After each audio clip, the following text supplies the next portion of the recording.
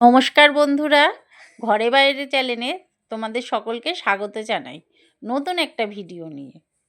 আজকে আমি দেখাচ্ছি তোমাদেরকে মাছের ঝোল আর পালং শাক রান্না। পালং শাকের শাক সবজি দিয়েছি আমি ছিম, বেগুন, আলু, বড়ি। এগুলো সব প্রথমে পাঁচফোড়ন দিয়ে, শুকনো লঙ্কা, তেজপাতা দিয়ে, বড়ি দিয়ে ভেজে নিলাম।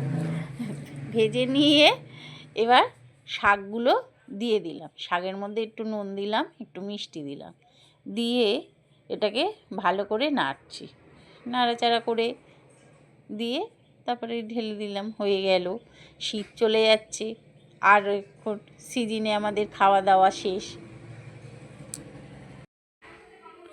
শাকটাকে নেড়ে চেড়ে নামালাম। তৈরি হয়ে গেল আমাদের পালং শাক।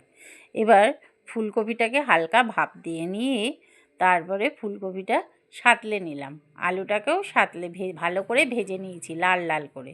এবার মশলা দিয়ে জিরে আদা বাটা, একটু গোটা জিরে ফোড়ন দিয়ে মশলা কষিয়ে জল দিয়ে দিলাম। জল দিয়ে জলটা ফোটার পরে মাছগুলো তাতে দিয়ে দিলাম। মাছটা দিয়েও আমি একটু সামান্য ফুটিয়ে নেব। খানিক সময় একটু 5 মিনিট ফুটিয়ে নেওয়ার পরে তৈরি হয়ে গেল ফুলকপি দিয়ে রুই মাছের ঝোল। গরম গরম ঢেলে দিলাম।